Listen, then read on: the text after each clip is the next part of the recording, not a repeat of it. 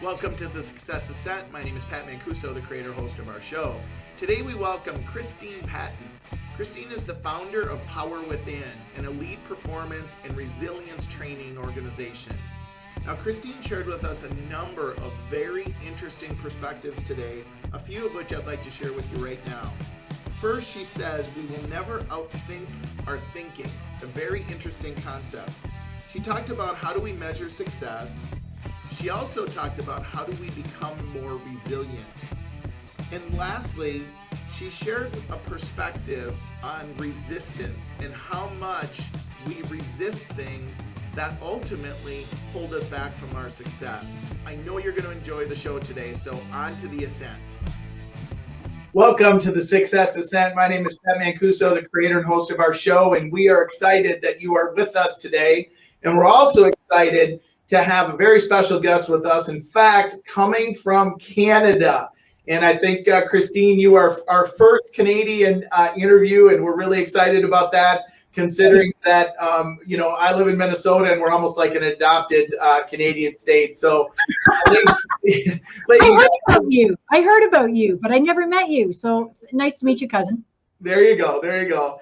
So, ladies and gentlemen, first of all, I start off every show and say thank you so much for supporting our show. If you enjoy what you hear, please go to www.thesuccessascent.com. Subscribe. We'll send you updates. Also, please subscribe at your favorite podcast source. And ratings and reviews are very, very important to us, and we always love the feedback. So let me tell you about Christine. Christine Patton is the Power Within, is an elite performance and resilience trainer who works with business and professional people to eliminate burnout and become unstoppable. And I bet there's probably some things you can share with us about what we've been going through in the last year that would help us become resilient. She is a retired lawyer and judge. That might be interesting to get into. Is familiar with stress that comes from driving forward in one's craft.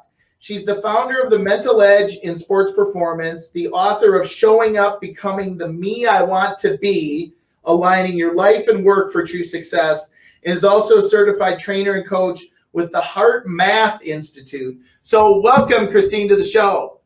Thank you, Pat. It's a pleasure to be here. So, and I didn't know I'm the first Canadian. I just you're feel first Canadian. Yeah, now I'm going to be in trouble if you actually aren't the first Canadian, but I was going back in my memory, and I'm pretty sure that you are. So, Christine, I always love to start off the show, and I say that was Christine on paper. Tell us who the real Christine is. Like, tell us something about Christine that maybe nobody knows. Wow. Yeah, none of that was true. Did you? No, that's all true. Believe that stuff? Come on. It's all true. It's all, it's all true. Who's the real me? I don't know. I haven't grown up yet, so I'm still finding that out myself. But I had a career in law, realized that although I loved it, and I realized something about myself recently. So, how many years, 20 years past, I had the mind to practice law, to be a judge, to be a mediator, and I was good at it. But what I didn't have was the emotional capacity.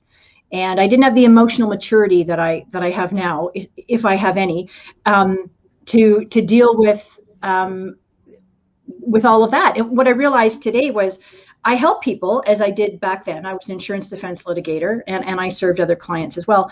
But what I do now, I do without fighting with people. And I'm not suggesting for a moment that all of law is about fighting with people, but I was drawn to, I think, other lawyers who took that stance sometimes, and it didn't feel good. And I didn't feel good in my firm. I didn't necessarily like the bench in some of the cities I practiced. So today I love everybody, and I can pick and choose who I work with, right? And you know that too, being a coach and doing all the work you do, is you can choose now. Absolutely. Who your clients are. Absolutely. So let's start a little bit and talk. On our show, the Success Ascent is about the journey upwards, and we know it's never completely upwards. Sometimes it's backwards, sometimes it's sideways, and yet it's a journey, right? It's not a destination. So what would be some things that jump out at you that you share with people, entrepreneurs, business owners, CEOs, the folks the circles you run in, about the journey of success that you've learned? It's funny, and I don't know why this came to mind, but do you remember the saying, you do what you most need to learn? Yes. So I think I'm proving that I needed to learn how to think, how to feel, how to manage subconscious belief systems, how to embrace passion, all those things. And I can't remember your question now, but the fact is that, you know, we talk about success all the time in our society. We're driven for success, and success feels good. I mean, success is a very good thing. It's what is the measure of success? And I'm sure you talk about that in your own coaching program. What is the measure of success? And, you know, we talk about this all the time in our coaching circles. Is it the money and the fame and the power and the things? Is it happiness? Is it peace? Is it balance? Is it wholeness? And I think it's embracing all of that. But the point is that how our life looks to us is what success is. When it looks good and it feels good, that's what success is. And so what creates that? I mean, we all know. I've met people who have nothing, and yet they're happy. Right. They're happy and they're balanced and they love, they give. I've met people with a shit ton of money, excuse my French. And well, you're in Canada. Part of Canada is French speaking, so there you go. And, you know, they're miserable. So I'm like, okay. And I had to look at that. I had to look at that very carefully as I grew up to where I am today, and realize it really depends individually on what's important to the person. And the most important thing I want to say in this is the HeartMath Institute, for example, who has certified me to do the resilience work. They talk about the soundtrack of your life. The soundtrack being the music, and that's your emotions. So how do you feel about your life in the moment overall? Because that dictates how your life looks to you. And that's important to understand. So we'll want to visit more about that in that method, because I'd love to hear some points around that. Sure. I want to go back to the question and just, if you were to do, no, because you gave a great answer, and yet I want to come back to, in this journey that you've been on. Yep. If somebody came to you and said, Christine, I want to be successful, and you're successful. Remember, it's never a destination, it's a journey. What have you learned that you would share with me if you had to do it all over again? What would you tell them? Just what I said, and that is distill what's important to you.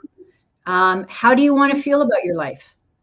Because those are questions we don't stop to ask ourselves. We're always looking on the outside. The answer's on the outside. The answer's on the outside. There's somebody who's going to help me. There's something that I need on the outside. No. Every answer. And the first thing I ask my clients is, where do you think the answers lie to improve your life? Because they've come to me to improve something, right? There's something right. They're not happy about, or I want to change this. I want to get better at this. Cool, all cool. And the one question is, where are the answers? And so what we get down to eventually is the answers are all inside, right? So when we're thinking we need stuff from the outside, that's our ego.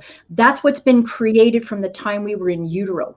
All the ideas that society has taught us, our parents, our teachers, media, clergy, coaches, whoever's had an influence in our life, those answers would be the first ones on our mind because that's our programming. But the fact is that what we really need for ourselves lies way deeper than that. And that's the inside voice. So you talk about in the research that I did, you talk about the inner power, and that's what you're talking about, right? Power within, yep. Okay. So help me if I'm somebody who's at a point right now in my life where I really don't know. Like, I really don't know what that inner being is saying to me. Yes. If that's someone who's listening, what would you say to them, or how would you coach them? Okay. So number one, we have to learn to be quiet. Learn to be quiet, because that's the only way we're going to hear what ourself has to say to ourselves. We'll hear the intuitive voice. We'll listen to our heart. Now, this all sounds really woo-woo, but it's not. The intelligence of the heart is absolutely critical in learning practical intelligence, how to live in this world, particularly the one that we are living in right now. So at the end of the day, I'm coaching my clients to be quiet, because we're wired for a nuts life. We're wired to be busy. We're wired to want. We're wired to long. We're wired to succeed. So our nervous systems are just pushed to the max. And then when people collapse and get sick and bad things happen, they go, why did this happen? Well, because we've created this condition within us that is the stress condition, and stress is going to kill us. So again, we have to learn to be quiet. And it's a challenge for people who don't meditate, who don't practice this. Because we're addicted to the constant noise and the constant activity and the constant thinking and feeling and the drama and the reacting and all that stuff, your body wants to just blow up. You want to crawl out of your skin the first time you try to be quiet.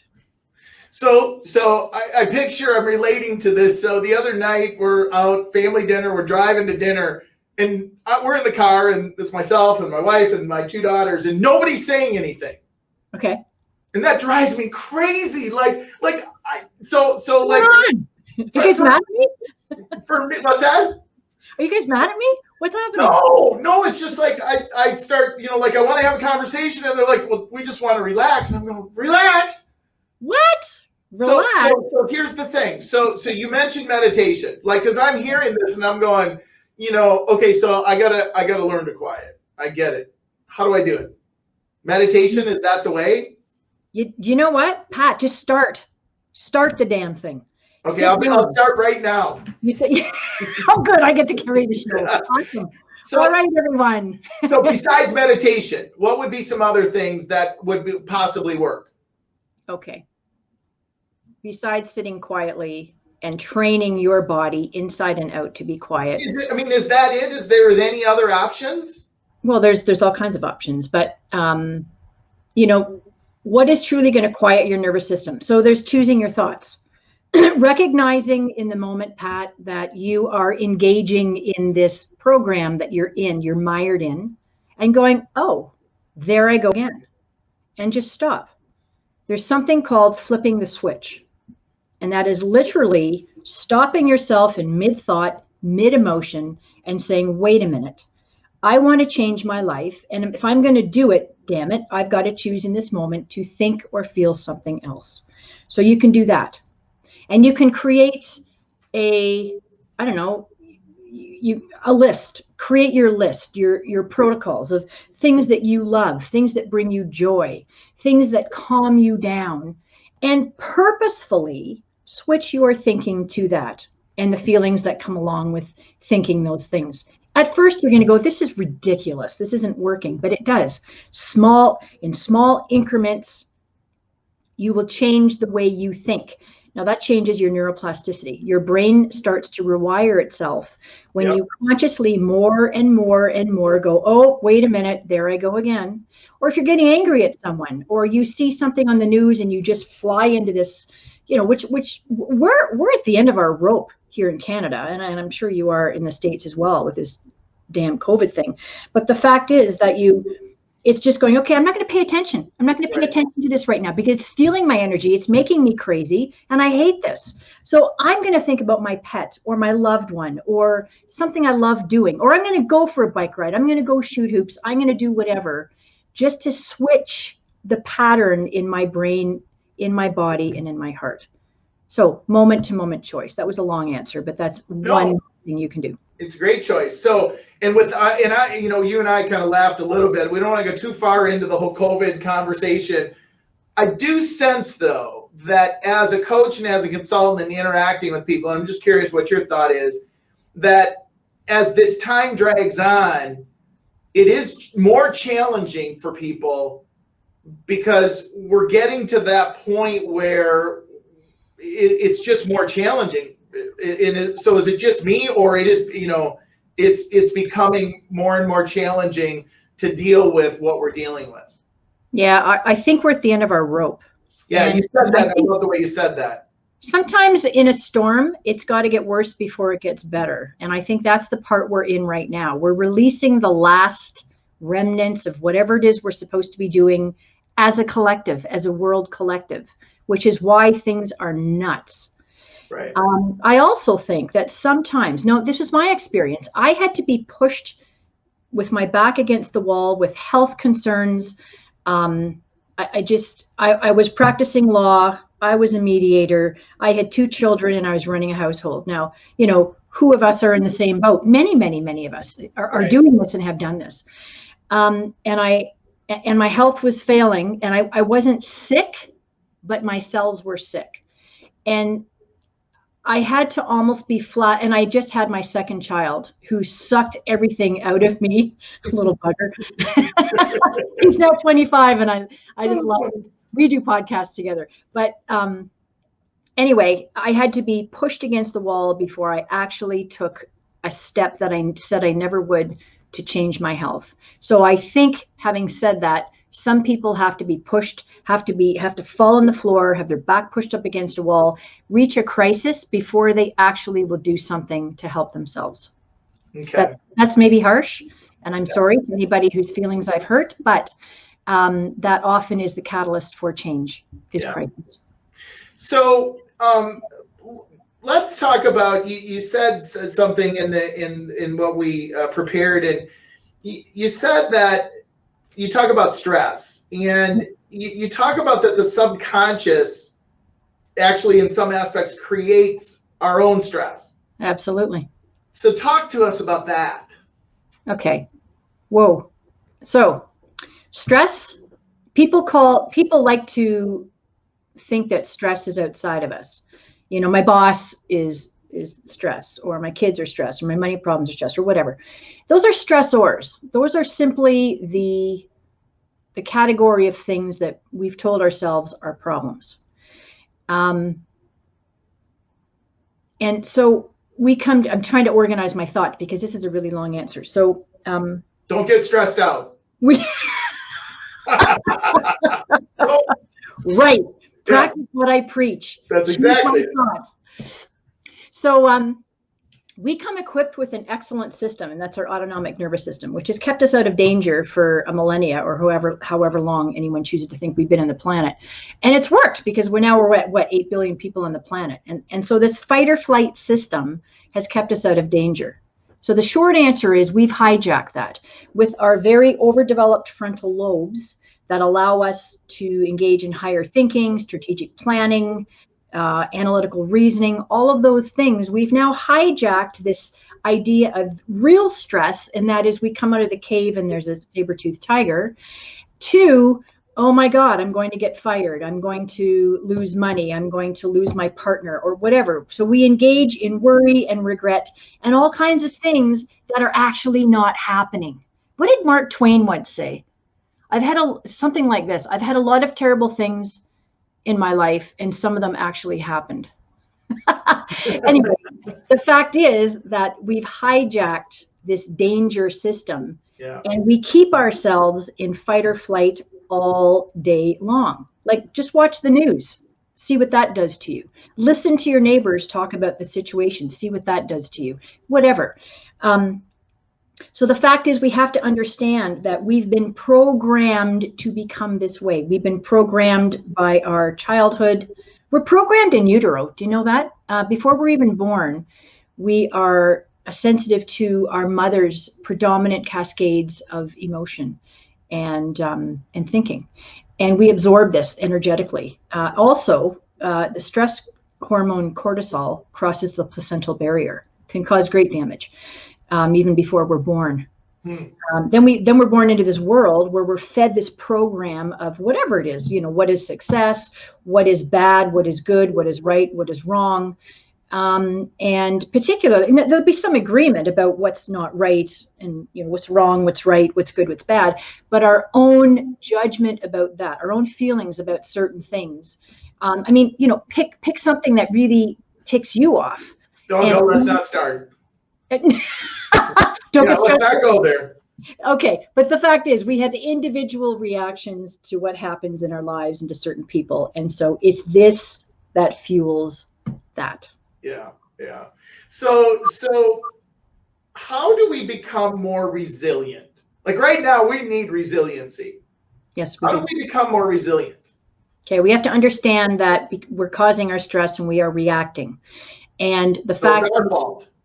What's that? So it's our fault. We got to realize it's our fault. Pat, it's your fault. Let's just there you go. It's always my fault. Yes, right. We'll start with that. Okay. And we'll go to something else. What we have to understand. So HeartMath defines resilience as having the capacity or how much you have of something to prepare for, adapt in, and recover from stress, adversity, and challenge. Now, most people think resilience is, staying strong through something, and it is, Right. and recovering from something, and it is. But the fact is that we're trained to get up through force and will and drive to stay strong through a project, and then we collapse. Yeah. That's not resilience. Then we take longer and longer and longer to recover, or we numb, or we collapse, we get sick, whatever, but eventually we bounce back. It's how we shorten the curve on that recovery is being resilient, but collapsing is not resilience. So resilience is something we have to prepare for. Resilience is equal to the amount of energy that we have in our body to address everything in our lives. And we know, for example, in a very small piece, if we have a great sleep one night, we have whatever is good sleep. So if I got 8 hours of solid sleep, I would think that I would have died. But anyway, the fact is that the next day I feel like $1 million. I have energy. I'm happy. I'm magnanimous. My life looks amazing. So just that, restoring my energy, and I do feel like that most days, by the way, but just that would have added that little cap of, wow, this is amazing. So when we work on within ourselves, being quiet is one of those things. There are certain techniques that HeartMath teaches. It's not just about being quiet. This is using breath, mindfulness, and renewing emotion. We create a lifestyle of resilience. And this is like a Teflon coating where stuff that usually gets under your skin will actually bounce off. You don't even see stuff to react to. And you can look at things and go, you know what? That's not even triggering me anymore. Or you can get through something and you can actually be clear. You have strength, you have resilience, you have energy to address and think clearly and have good judgment, problem solve effortlessly. That's what we're talking about. That is true resilience. And most days, not just once in a while. And I'm assuming that it's hard to have a lot of resilience if you're not taking some of these steps and you add all the elements in our world in the last year. Well, here's the thing. We've got automatic responses in our body, which are beautiful. So the relationship between the brain and the autonomic nervous system, and that's signaling danger or something's happening you don't like. What happens is it signals the heart, and I am answering your question, actually. It signals the heart to beat differently on a beat-to-beat basis, and then the heart informs the brain on what's happening with the heart. That's kind of how that feedback loop works. The fact is, we'll never outthink our thinking. And there's a whole complicated reason for that, but they're different parts of the brain. So the only way that we're going to affect this autonomic response in our body is to change our heart rhythms. This is a very physiological, medical science approach. And when you can actually change your heart rhythms, Pat, you inform your brain differently. And so particularly your thalamus, for example. So this is the executive functioning piece that I talked a little bit about, where you plan what you're going to do. It affects that. So now when you can actually take the steps and think more clearly, you affect your autonomic nervous system, which speaks to your heart. And now you've created a more positive feedback loop of resilience. That's a very short, truncated version. Well, it reminds me, one of our recent guests is John Davis. He choreographs sword fights for theater and movies. Cool. And yeah, it was really cool. And he wasn't from Canada. I know that. And No, we don't do that here. Well, what's that? We don't do that here. Yeah, you don't do that there. Nope. And he talked about how actors and actresses, one of the ways that they're trained when they lose their line, because they know their lines, how they're trained to get back on track on their lines is to change their breathing. So Cool. So you just validated that. So I want to pull you back to your journey of success. If you had to do it all over again, and you were coaching this 20-some-year-old that's looking at you for mentorship or coaching, and say, if you had to do it all over again, what would you do differently? What would you tell them? Wow. When I look back in my life, I don't have regrets. I mean, I fully appreciate that what I needed to learn came to me when I was ready. Right. Otherwise I wouldn't have learned it. And that's the same for anybody. But what I like to say is I like to help shorten the curve for people to figure out what their path is. And that is to do this work, to choose thoughts, to choose emotions, to understand subconscious belief systems, to practice resilience the HeartMath way. That's what I'm trained to do. Yes, there are other ways, there are other pathways to this, but this is what is going to help somebody shorten the curve and stop flailing around and meeting up with paths that just are not meant for them. I mean, it's understanding this kind of a cool story. I attended a workshop one weekend put on by Coactive Training Institute of California, and it was called The Dance of Soul and Ego. Like, lovely title. And we were asked on the first Friday night, what did we want to learn? And I said, I want to know the difference between the voice of my soul speaking to me and the voice of the ego. And I learned what that was. And this is probably the best advice, because I'll shortcut to your question. You're going to ask. You're taking over. Okay, go ahead. I do that. Damn, I'm so sorry. The voice of your soul. No, let's talk about the voice of the ego first. The voice of the ego is that clanging, I need this now. It's loud, it's insistent, it is dissonant with our personal energy, but it captures our attention.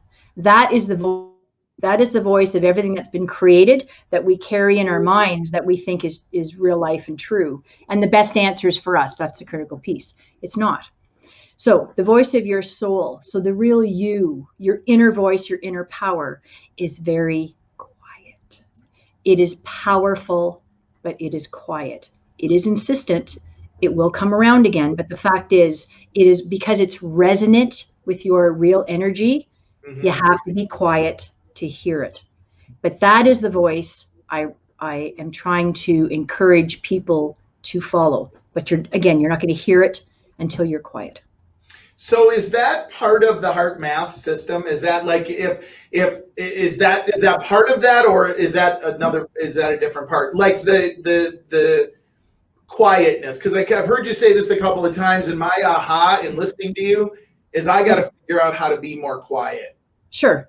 It's not HeartMath per se, but it is HeartMath. I mean, okay. HeartMath talks about sitting, and if you practice the technique that I can tell you about in a second, what do they say? 5 to 15 minutes, 3 to 4 days a week, you will actually change your physical baseline. So your natural default set point for your freak out.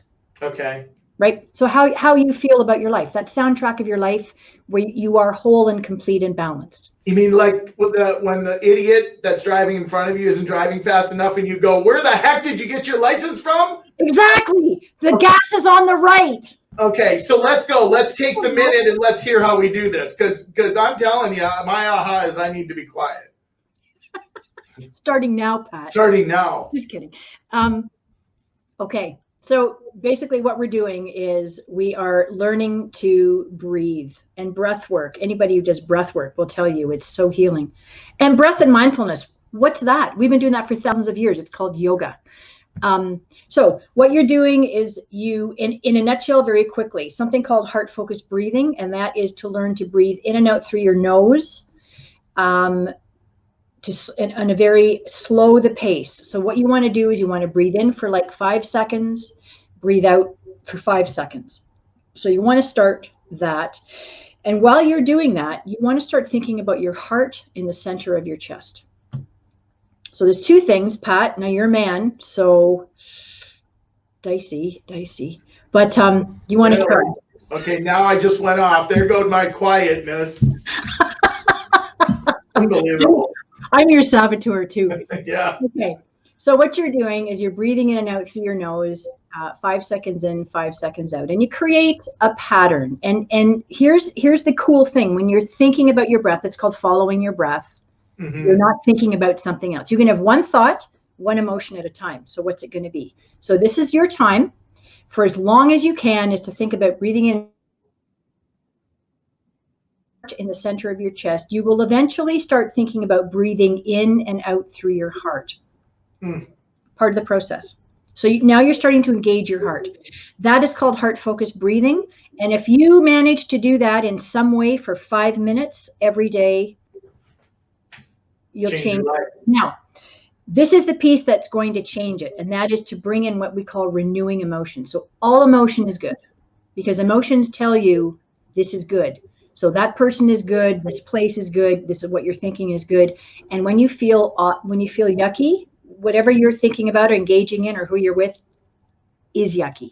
So again, that's your soul speaking to you. So we talk about renewing and depleting emotion, not good or bad, positive or negative. So renewing emotion is the key to heart coherence. It'll create the amplitude in the wave of your heart rhythms, not your heart rate. So when you get in the rhythm of breath and thinking about breathing in and out through your heart, you want to have created a list of things that make you feel good, who you love, what you love doing. And what you want to do is you want to generate or conjugate these emotions around your heart. And it takes time to practice this. But when you practice, so this is called the quick coherence technique. When you practice the heart focused breathing, you start bringing in renewing emotion, and you're filling your body with this beautiful, wonderful feeling. That is how you build coherence over time. Yep. And here's the cool thing is, because you're changing your body, you're changing your heart rhythms. Right. This is how you ground lasting change. This is not in the moment. This is style, and this is changing everything for good if you continue to practice. I love it. And I love so we always ask our guests the best advice, and I love the best advice, that conversation. You already gave? Yeah, what's that? That I already gave? Yeah, you already gave, yeah. So I love that. So let's flip it upside down. What's the worst advice you've ever been given as an entrepreneur, business owner, individual? What's the worst advice that hopefully you didn't follow, or what did you learn? Yeah. Long ago, maybe I wasn't told this directly, but I got the message that when something isn't working out, you work harder. Yeah.